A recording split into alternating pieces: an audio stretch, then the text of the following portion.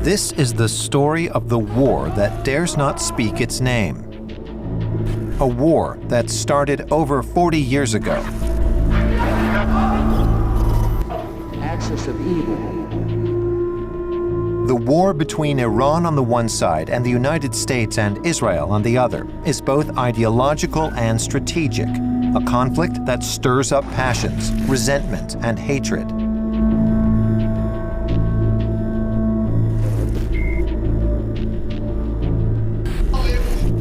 To understand this potential return of barbaric violence, we must go back in time to unravel the tangled threads of tragedy and seek the elusive truths behind the dogmas and the certainties, and tell this story.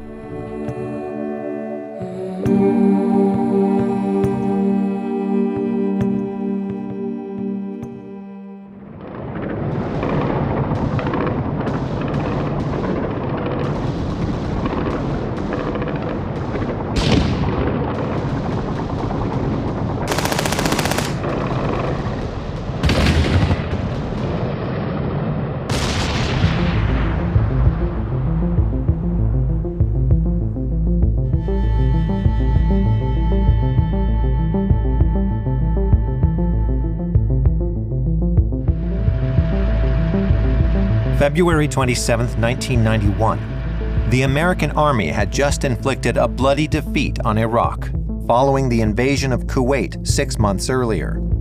Although the big winner in this first Gulf War, little did Washington know that it had triggered a process in Iran that would soon shake up the entire Middle East. Kuwait is liberated. Iraq's army is defeated. Our military objectives are met. For President George H.W. Bush, the liberation of Kuwait was only the first stage of a much more ambitious policy. He wanted to build a new Middle East. After the victory in Iraq, he sought to make the Persian Gulf, whose oil wealth made it a particularly strategic region, more secure for American interests.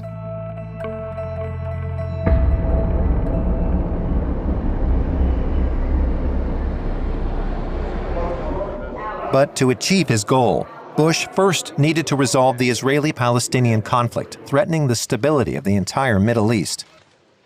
The process was launched with a peace conference in Madrid. In his efforts to impose his Pax Americana on the Gulf, President Bush invited anyone with any potential influence on the Arab-Israeli conflict. Europeans, Soviets, leaders of the Maghreb and the Middle East all attended. Only one country was missing: the Islamic Republic of Iran. The visceral answer for why Iran was not invited is the hangover from the hostage taking. It's still with us today. Hatred of Iran for the 1979 hostage taking. That is behind U.S. policy today more than anybody thinks or believes. It's a part of every moment of every thought about Iran. At the time, consideration was given to making the conference as universal as possible, but I can't recall that any thought was given to inviting the Iranians. The United States was the sole superpower, the big Satan, and the conference was going to involve making peace with the little Satan, with Israel.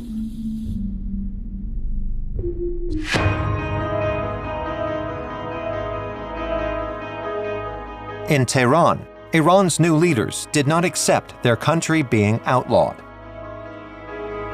Since Khomeini's death in 1989, two figures in the Islamic Revolution had ruled the country. Ayatollah Ali Khamenei was the new supreme leader. A loyal follower of his predecessor, he was unbending in his refusal to compromise. Hashemi Rafsanjani was president of the republic. A wealthy businessman, he too was very close to the former supreme leader. He was a pragmatist and a realist. Both men opted for benevolent neutrality towards the Americans during the Gulf War. The Iranians did help the United States against Saddam Hussein in that war. They opened up a channel of communication. They allowed the U.S. to use Iranian airspace. The Iranians did this as a way of quietly supporting the United States. And they thought that after the war, they would be rewarded for it, and the reward would just be inclusion.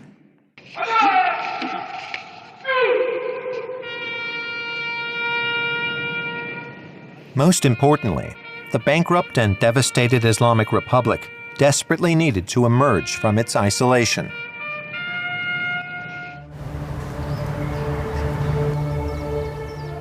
Iran was still reeling from the interminable war against Iraq between 1980 and 1988, a devastating conflict that left 500,000 dead and deeply traumatized the country. The regime almost collapsed.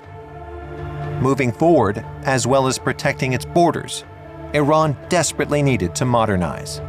Rafsanjani's priority was rebuilding, because he thought, and I think he was right, that the most important thing is rebuilding the ravaged economy. So he began normalizing relations with anyone who he could. He began talking about normalizing relations even with the United States. That time there were two schools of thought in Iran. One was saying, don't trust Americans. They are cheating, they are lying, and they would deceive you. And the other, like Rafsanjani himself said, we are not going to lose anything. We would show our goodwill. If they don't, then everybody in this country and beyond, they would know Americans are the guilty part, not the Iranians. For Iranian leaders, the Madrid conference was proof that the Americans were in no way seeking a thaw in relations. Would this Pax Americana, based on Arab-Israeli reconciliation, be turned against them and their interests? I think a conclusion they may have drawn from the failure to be included in Madrid is not just that they may not be able to trust the US. I don't think they had much trust to begin with.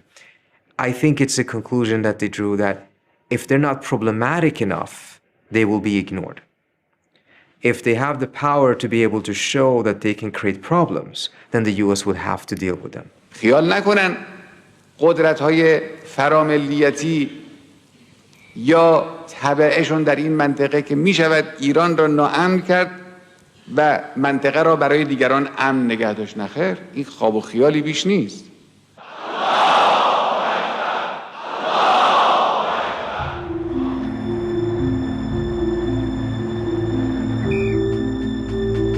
Ayatollah Khamenei decided to act. 2 weeks before Madrid, he organized his own conference, dedicated to supporting Palestine.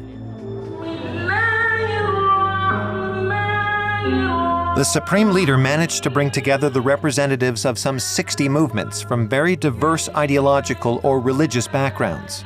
In attendance were revolutionaries, nationalists, and Islamists.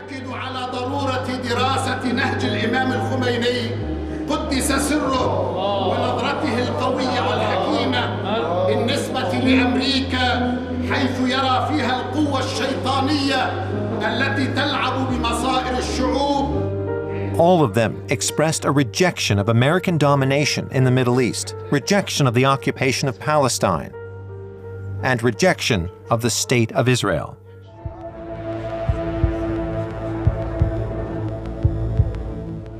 Here, behind the scenes at the conference, close links between the Lebanese Hezbollah, the Palestinian Islamist Hamas, and the Islamic Jihad began to be forged, giving rise to what Tehran would later call the axis of resistance. This axis very quickly became a target for the United States and Israel.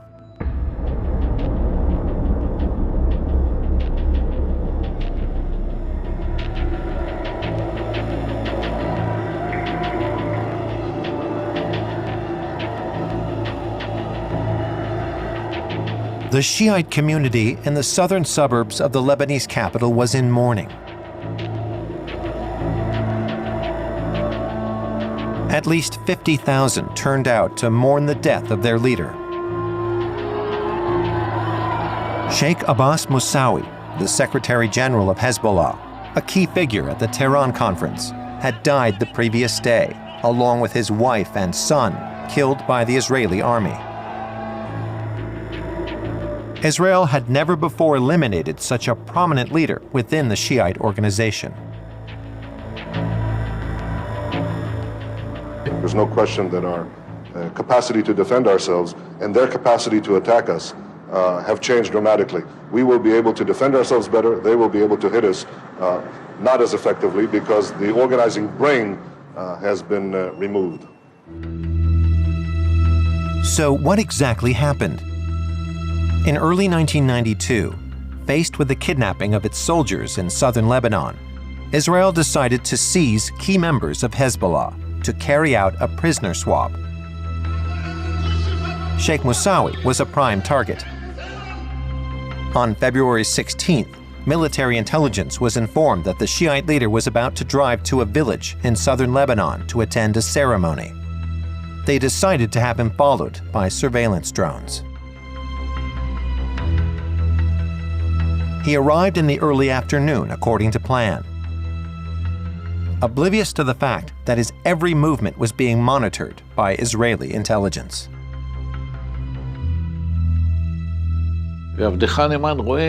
We knew we had high-level information which would allow us to strike at our objective, Musawi.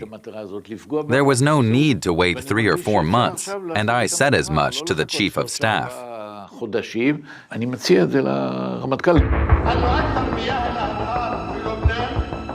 Rather than kidnapping Musawi, Yuri Sagi advocated eliminating him. Another opportunity was unlikely to arise for a long time, he argued. Now was the time to strike. A helicopter took off with orders to kill the Shiite leader as soon as he left the ceremony.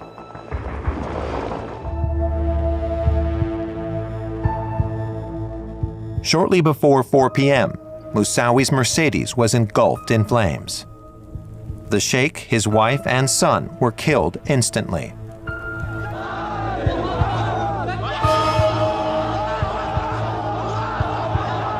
The Israeli army appeared to have gained the upper hand over Hezbollah. From an intelligence point of view, the strike was unquestionably a success. But from a strategic point of view, it was a disaster. Taking a decision like that, there are no words for it. It was basically a mess. Before his elimination, there was no discussion about whether or not we should do it, and what the consequences might be. Everyone had agreed, but no one considered the consequences of the action. I told them, look, it may provoke a terrorist attack overseas. There may be consequences. No, no, no, was the response.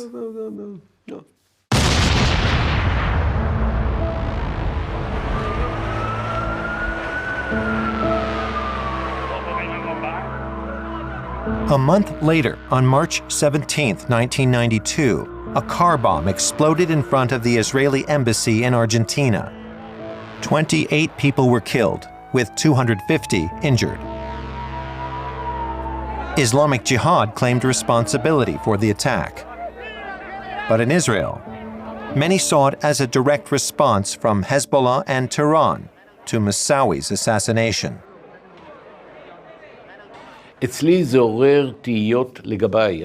I can't speak for anyone else, but I had misgivings about the whole thing. Did I know what we were doing? Had I properly assessed the risk-benefit ratio, given that the elimination of Musawi led to dozens of Jews killed in Argentina? Perhaps the Shia devil had become even more fearsome. Make no mistake, they didn't want peace. But sometimes you can hasten things when you don't intend to, and they take on a dynamic you never intended.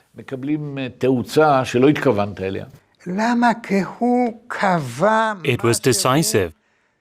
It initiated something new in our relationship with Hezbollah and in our relationship with its leader, Iran. Because in actual fact, we had directly hit Iran.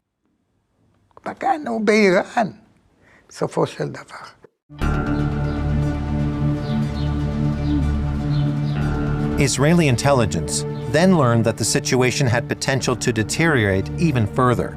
Not only was Iran weaponizing Hezbollah, it was planning to develop nuclear weapons. If Israel failed to react, it was no exaggeration to think that the country's very existence might be at stake. One man was determined to thwart this threat, the new Israeli Prime Minister, Yitzhak Rabin. When he came to power in June 1992, a few weeks after the attack in Argentina, he had already made Israeli history. Born in Jerusalem in 1922, Rabin was a veteran of the War of Independence in 1948. Then, as chief of the General Staff of the IDF, he oversaw Israel's victory in the Six-Day War in June 1967, which gave it control over East Jerusalem, the West Bank, Gaza, and the Golan Heights. Faced with the prospect of an Iranian nuclear bomb, Rabin chose an unconventional strategy. Israel had to reach an understanding with the Palestinians. This would make it easier for Israel to protect itself against Iran.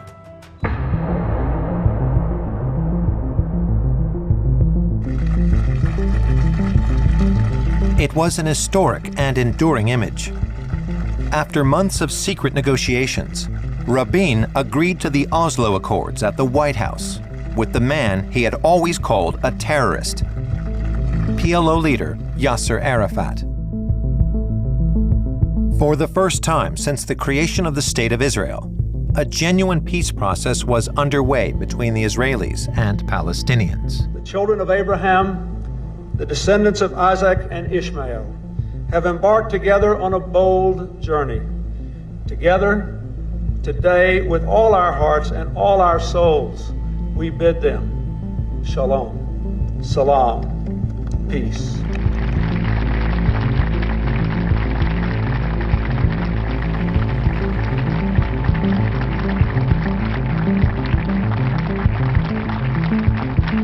As he shook hands with Arafat, Rabin was also thinking of Iran, the country he would be able to better protect himself from, now that peace with the Palestinians had become possible.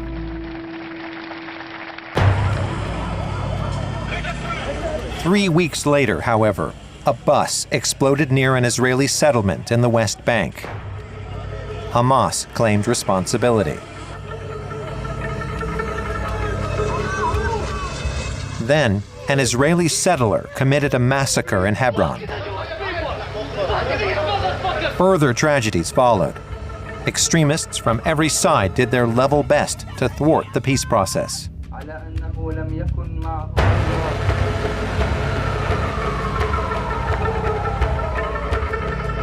It was a godsend for Tehran. It was time to get back into the game and challenge Israel's strategy. Iran has never been in the favor of peace process, I tell you very openly, very frankly, very sincerely, because from the day one, Iran believed Israel is after cheating. And Israel is not ready to accept the rights of Palestinians. Iran was convinced from the day one, and since 100% was convinced this is a plot to kill the time and to kill the wishes and the dreams and the rights of Palestinians, Iran was not ready to accept it.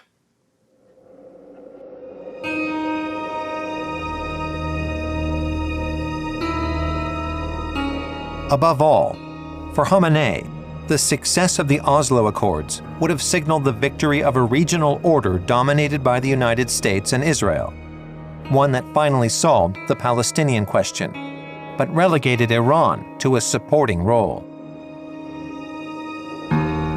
So to re-establish his country as a key player, the Supreme Leader decided that the covenant sealed during the Tehran Conference of October 1991 must be translated into action. To that end, he stepped up support for the Palestinian Islamist movements, Hamas and Islamic Jihad. Iran is responsible, with the other extreme Islamic groups, for the setup of international terror. And in addition, Iran tries to build military capability, conventional and non-conventional. The specter of an Iran armed with weapons of mass destruction and the missiles to deliver them haunts not only Israel, but the entire Middle East, and ultimately all the rest of us as well. The United States, and I believe all the Western nations, have an overriding interest in containing the threat posed by Iran.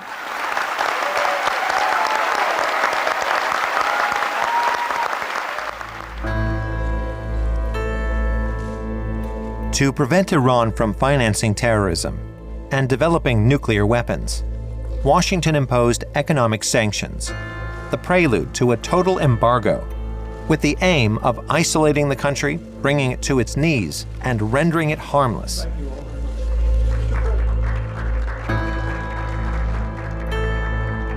However, it would not be Tehran behind the tragedy that was soon to strike at the very heart of the United States.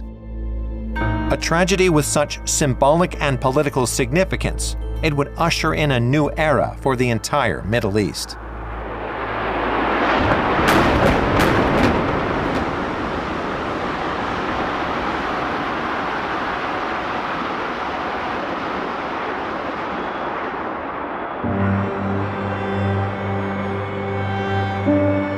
It was the most audacious and deadly attack in the history of terrorism.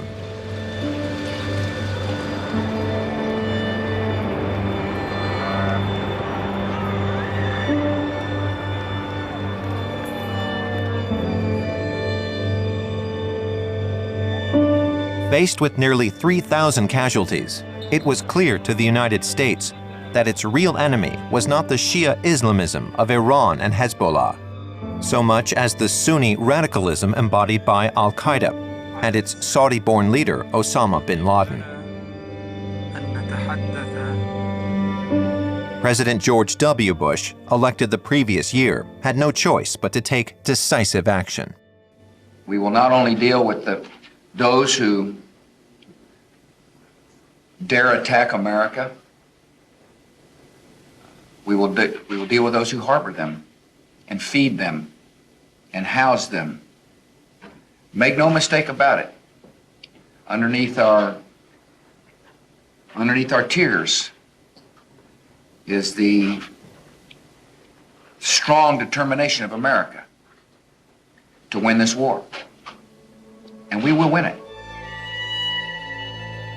The president fixed the objective: to overthrow the Taliban regime in Afghanistan, which for many years had provided sanctuary, support, and funding to al-Qaeda. Secretary of State Colin Powell was tasked with preparing the ground before the offensive. Having served as chairman of the Joint Chiefs of Staff during the First Gulf War, and as a moderate in an administration full of neoconservative hawks, he understood that his country needed to act with the help of an unexpected partner.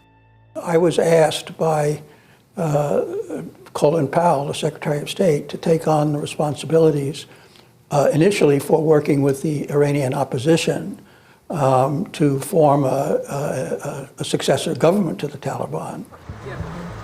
I recognized that I needed to talk to the countries that had been supporting the Afghan opposition. I made clear that I thought I needed to talk to Iran as part of my responsibilities, and Colin Powell agreed. The United States seeking help from Iran, its sworn enemy? But as well as sharing a nearly 1,000-kilometer-long border with Afghanistan, the Islamic Republic was the ideal ally to bring down the Taliban regime. The Taliban was an anti-Iranian, anti-Shia extremist group. It had victimized the Hazara, the Shia minority in Afghanistan.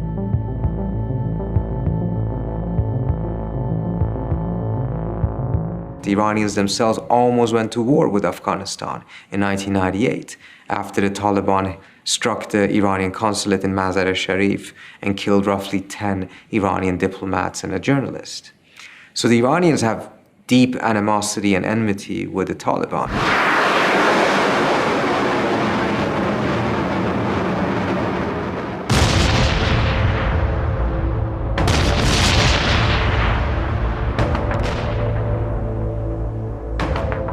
The first American bombardments fell on Afghanistan on October 7, 2001.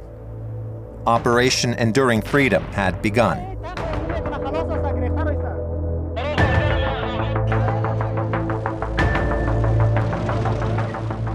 A month later, the Northern Alliance, the main coalition opposing the Taliban, took Kabul with the help of American troops, backed and assisted by Iran.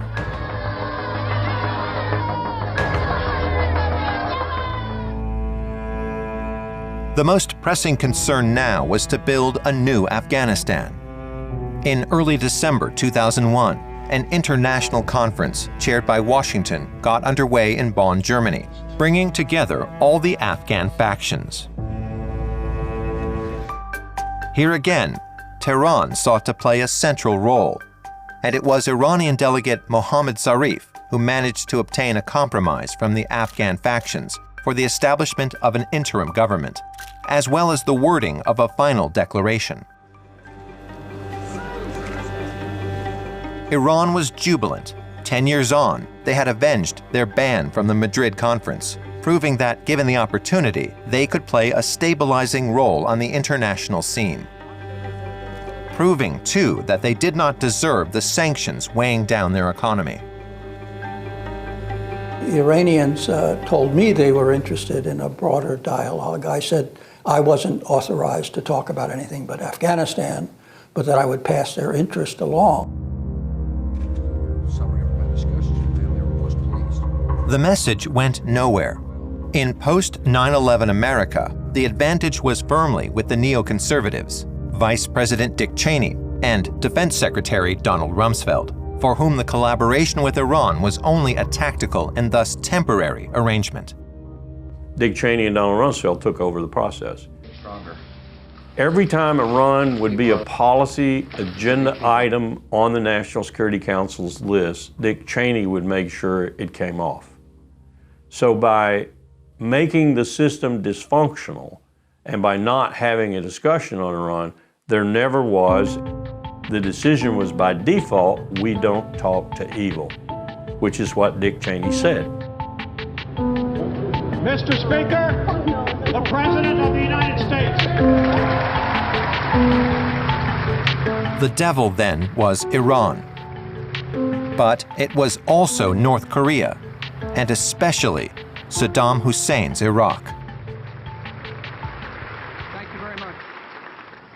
States like these and their terrorist allies constitute an axis of evil, arming to threaten the peace of the world. By seeking weapons of mass destruction, these regimes pose a grave and growing danger. The United States of America will not permit the world's most dangerous regimes to threaten us with the world's most destructive weapons.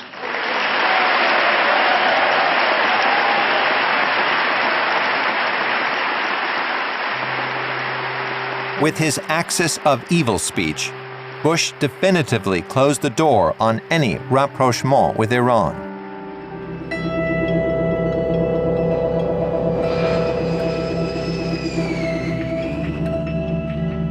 By May 1st, 2003, the first objective had been achieved.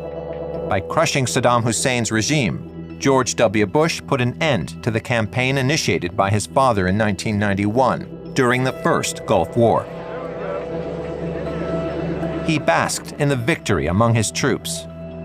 Nothing, it seemed, could stand in his way. Obviously, when the United States invaded Afghanistan and then invaded Iraq, under false pretenses. And after lying about weapons of mass destruction in Iraq and lying about a relationship between Saddam Hussein and Al-Qaeda, the Iranians were concerned that the United States would try to destabilize Iran or invade the country.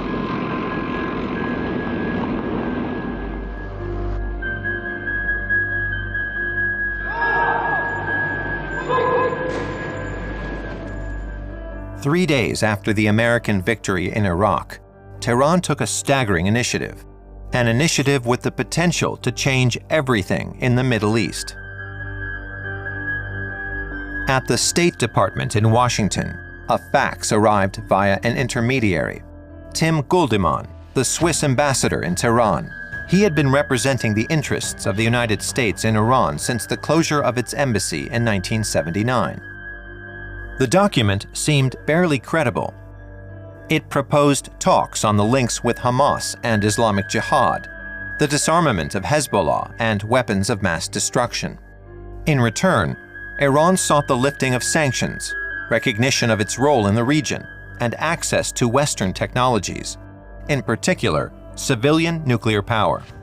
Washington pondered the implications. Why would the supreme leader, hitherto so inflexible, suddenly support such a move?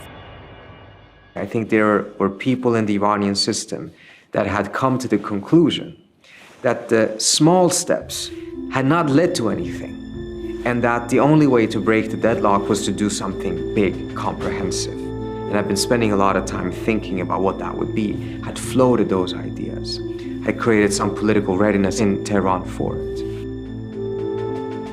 But at the State Department, where the collaboration with Iran on Afghanistan had been established, nobody was prepared to take the document submitted by the Swiss diplomats seriously.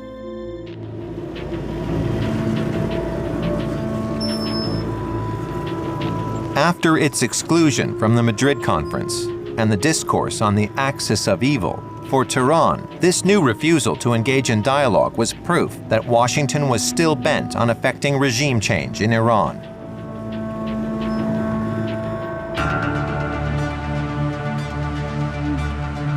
So, in order to protect the Islamic Republic, Ayatollah Khamenei made a radical decision. He decided to intensify and press ahead with the uranium enrichment program, and in doing so, acquire nuclear weapons as soon as possible.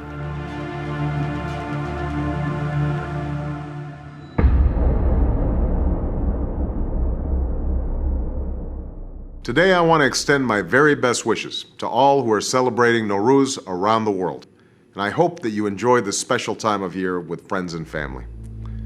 Then, one man decided to improve relations between his country and Iran.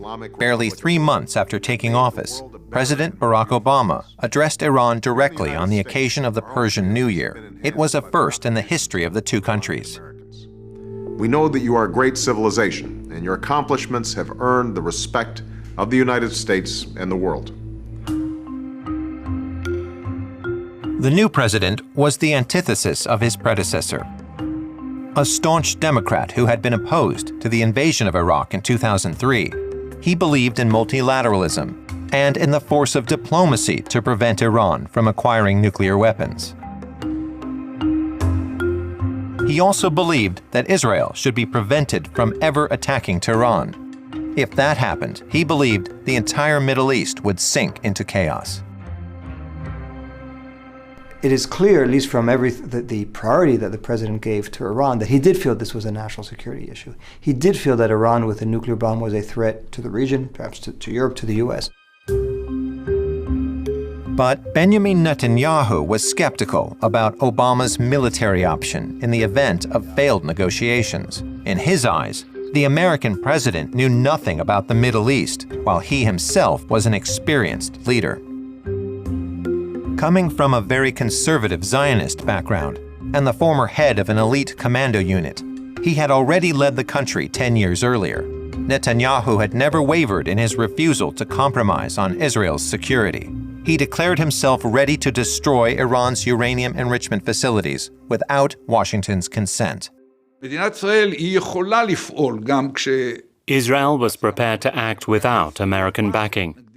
They have never concealed their opposition to an operation like this. They regarded it as damaging. But I remember discussions with Bush and then Obama, one-to-one, and also sometimes with their security advisors. I clearly told them that when we reached a critical stage in terms of the security and future of the State of Israel and the Jewish people, we would not delegate responsibility to anyone else, not even to our closest allies. We would take our decisions in full sovereignty, according to our own considerations. For Netanyahu and Ehud Barak, military intervention then was the only sure way to prevent Iran from acquiring the bomb. But before they took action, they needed the approval of key ministers and leading military and intelligence officials. To be legitimate, it was imperative that the historic decision to attack Iran met with a broad consensus. I thought the military option was wrong, not because it was technically impossible, but because there was no American consensus. We didn't have its support. Even if we managed to destroy certain facilities, it would not solve the problem. It would merely dismantle the coalition established by Obama. Outnumbered, the two Israelis were forced to back down. Obama, however, remained uneasy. If he was to get a deal with Iran before Netanyahu could convince his cabinet to follow him down the road to war, he needed to wrestle back control. At the end of 2012, in the utmost secrecy, he entered into direct negotiations with Iran.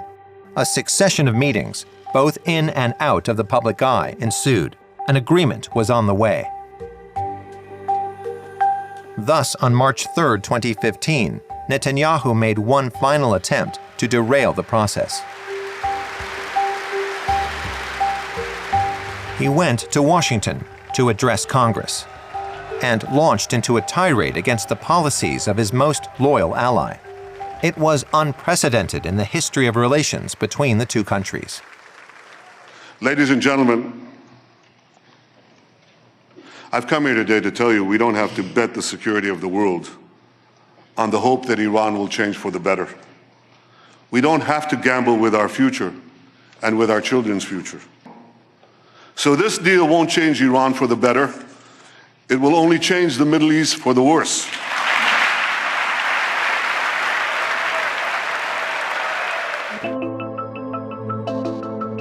But the Israeli leader's maneuver proved to be futile, and his speech changed nothing. Obama won the day.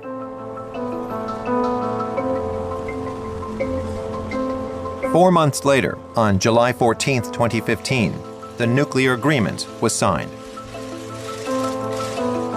Tehran was represented by its Minister of Foreign Affairs, Mohammad Zarif, the man who had cooperated with the United States against the Taliban in 2001. I believe this is a historic moment.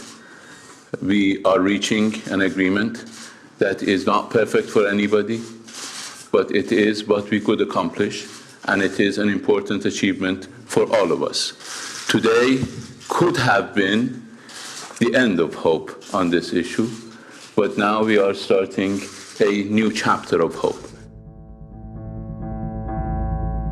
Iran pledged to limit its uranium enrichment program to the production of civilian energy and abandon its quest for nuclear weapons. In return, it would obtain the gradual lifting of the sanctions that were stifling its economy.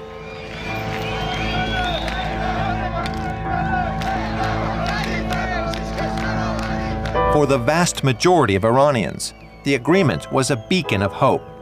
Their country was finally ready to join the global community. For Netanyahu, it was a disaster. Strengthened and legitimized, the Islamic Republic was now inescapable in the Middle East. Israel was more isolated than ever. But this new dynamic between Iran and the United States would prove to be short-lived. If we do nothing we know exactly what will happen. In just a short period of time, the world's leading state sponsor of terror will be on the cusp of acquiring the world's most dangerous weapons. Therefore, I am announcing today that the United States will withdraw from the Iran nuclear deal. This decision by President Trump marked the beginning of a new phase in the long history of relations between Iran on the one side and the United States and Israel on the other. Since the founding of the Islamic Republic in 1979, war has never broken out between Washington and Tehran. But nor has there been any real dialogue. The two enemies have repeatedly failed to reconcile their long-standing differences and consider each other as valid counterparts. For its part, Israel perceives Iran as an increasingly radical and deadly threat. Until the Shia theocracy recognizes the legitimacy of the Jewish state, progress will remain impossible.